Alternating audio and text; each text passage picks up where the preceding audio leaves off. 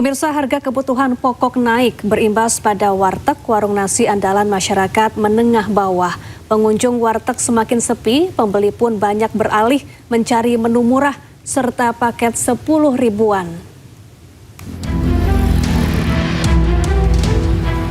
Sudah sebulan lebih warteg yang buka 24 jam di Tangerang Selatan, Banten ini sepi pembeli. Pemilik warteg Ipin Budi Syarifuddin mengakui pelanggan warteg makin berkurang. Pembeli juga lebih memilih menu-menu sederhana seperti telur dan tempe atau beli paket nasi sayur 10 ribuan. Sementara untuk menu ikan dan ayam seharga 20 ribuan kurang laku. Ipin mengakui harga bahan pangan seperti beras, minyak goreng dan cabai makin mahal, membuat pengusaha mau tidak mau menyesuaikan harga menu makanan. Bahan plastik pun jadi semua naik. Beras, apalagi itu minyak pun sampai saat ini pun ya harganya masih tinggi. Konsumen tuh menanyakan paket 10.000 atau enggak ya dia milih makan yang murah lah. Beda dengan apa yang dirasakan para pengusaha warteg, Menteri Keuangan Purbaya Yudi Sadewa malah tidak percaya dengan fenomena sepinya warteg saat ini. Purbaya juga membantah penurunan omset warteg merupakan cerminan lemahnya daya beli masyarakat. Cari warteg yang ini memang jelek, mungkin 5 warteg. Tapi mungkin aja dia kalah bersaing, sana lebih bagus, pindah ke sana. Itu yang kita mesti hati-hati. Saya sih akan investigasi betul nggak seperti itu. Tapi kalau kita jalan ke kampung-kampung semuanya rame loh. Kemarin saya makan cabai hijau masih rame. Cabai hijau loh. Itu jadi hati-hati menerjemahkan data. Purbaya yakin ekonomi RI masih solid dan tumbuh di atas rata-rata pertumbuhan ekonomi ASEAN. Tim Liputan iNews melaporkan.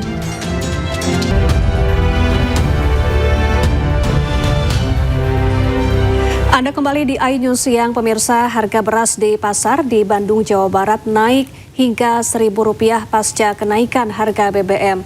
Akibatnya pedagang berkurang pembeli.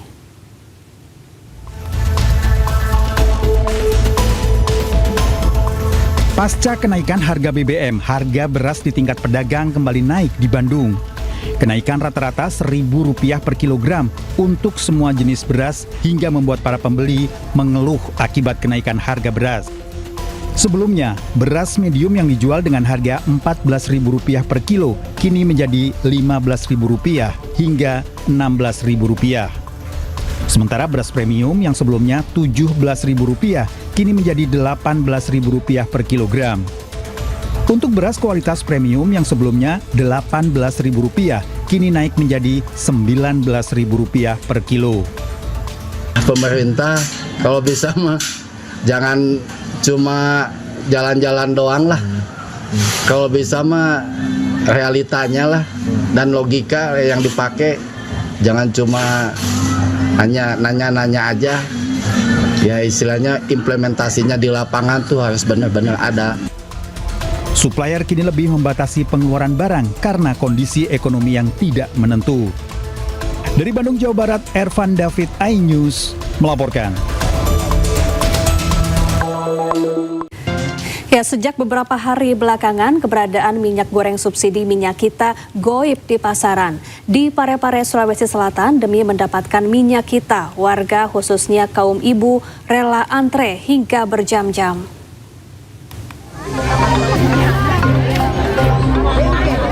Ratusan emak-emak di kota Parepare, Sulawesi Selatan rela antre berjam-jam demi mendapatkan minyak goreng subsidi Minyak Kita di pasar murah. Sejak pagi hari mereka sudah mendatangi lokasi dan mengambil tempat paling depan. Sejak Minyak Kita langka di pasaran, para ibu-ibu berupaya mencari hingga ke pasar murah. Meski harus berdiri di bawah terik matahari, warga tetap bertahan demi mendapatkan jatah minyak goreng bersubsidi Minyak Kita. Kelangkaan Minyak Kita juga dirasakan masyarakat Tangerang Selatan, Banten. Selama sepekan terakhir, minyak goreng subsidi Minyak Kita menghilang di pasaran. Akibatnya pedagang terpaksa menjual di atas harga eceran tertinggi, yakni Rp21.000 per liter. Sulitnya persediaan Minyak Kita di pasaran terjadi seiring rencana pemerintah akan menaikkan harga minyak goreng subsidi itu. Namun demikian, hingga kini pemerintah belum mengumumkan harga eceran tertinggi yang disepakati. Dari Tangerang Selatan dan Parepare, Erwin Eka, Nunung Pramono, iNews melaporkan. Ya, di tengah kenaikan harga BBM non-subsidi, polisi mengungkap penimbunan bahan bakar minyak subsidi jenis solar di Kabupaten Bangka Barat, Bangka Belitung. Pelaku menimbun 8.000 liter solar subsidi yang diduga akan diperjualbelikan secara ilegal. Rekaman CCTV memperlihatkan sebuah truk mengisi BBM subsidi jenis solar di salah satu SPBU di Bangka Barat. Truk diduga disalahgunakan untuk keuntungan pribadi pelaku. Turun. Polisi menggerebek tempat penyimpanan dan penimbunan BBM subsidi. Di sebuah gudang, polisi mendapati BBM subsidi jenis solar yang tersimpan di dalam puluhan drum, jerigen, dan toren berkapasitas besar 8.000 liter. Polisi mengamankan 3 pelaku. Solar subsidi diperoleh dari sejumlah pengecer yang membeli BBM di beberapa SPBU wilayah Mentok. Solar kemudian dikumpulkan di rumah salah satu pelaku sebelum didistribusikan ke gudang penampungan di Jebus untuk dijual kembali dengan harga yang lebih tinggi. Di tangan pelaku, petugas berhasil mengamankan 8.000 liter, kurang lebih 8 ton solar bersubsidi. 3 tersangka menjalani pemeriksaan, sementara barang bukti diamankan di Mapolda Bangka Belitung. Dari Pangkal Pinang, Bangka Belitung, Haryanto, iNews melaporkan. Ya, sejumlah stasiun pengisian bahan bakar umum atau SPBU swasta kembali ramai diserbu konsumen di Depok, Jawa Barat karena kenaikan harga Pertamax. Selisih harga membuat masyarakat beralih SPBU.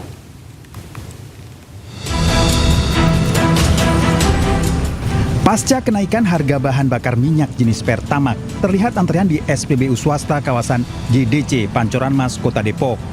SPBU swasta diramaikan konsumen yang berburu BBM dengan jenis RON 92.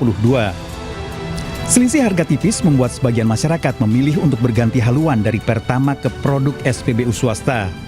Sejumlah pengendara mengaku sengaja beralih karena kenaikan harga Pertamax. Di angka 16.000 ya? Ya. Nah, jadi kayak hampir nggak ada bedanya aja sama swasta. Apalagi kan sekarang layanannya juga lebih bagus, lebih bersih. Kalau ngaruh sih pasti ngaruh, cuman nggak terlalu ini sih, masih masuk akal lah.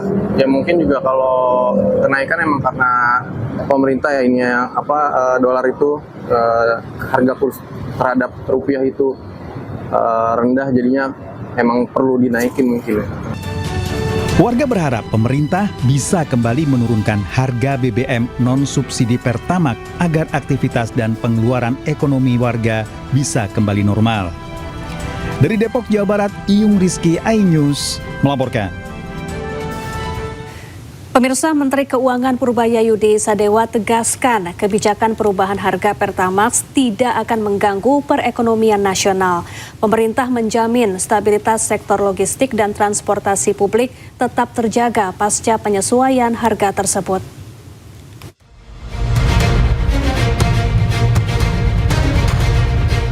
Menteri Ekonomi Purbayayudi Sadewo menegaskan dampak ekonomi dari penyesuaian harga BBM jenis Pertamax dikategorikan sangat terbatas.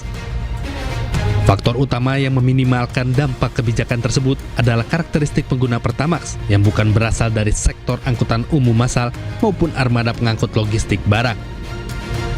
Purbaya juga menjelaskan bahwa kendaraan operasional harian seperti armada angkutan umum serta truk logistik barang tidak mengonsumsi Pertamax sebagai bahan bakar utama, sehingga diproyeksikan tidak akan mengalami guncangan harga yang berarti.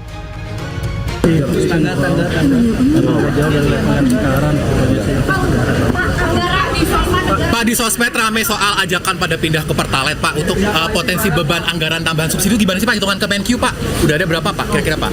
Kita nggak hitung, tapi begini, pasti ada berapa persen yang pindah, cuman kan harusnya nggak semuanya pindah. Kenapa?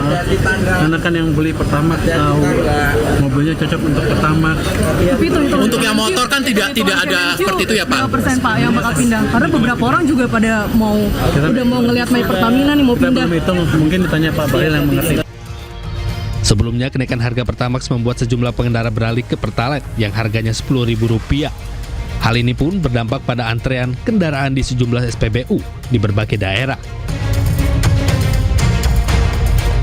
Harga Pertamax naik dari 12.300 menjadi 16.250 terjadi pada Rabu 10 Juni 2026. Kenaikan mencapai Rp4.000.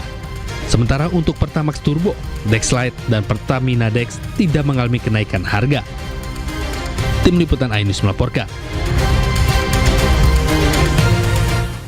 Kenaikan suku bunga acuan Bank Indonesia memunculkan kekhawatiran masyarakat terkait potensi kenaikan cicilan kredit pemilikan rumah atau KPR.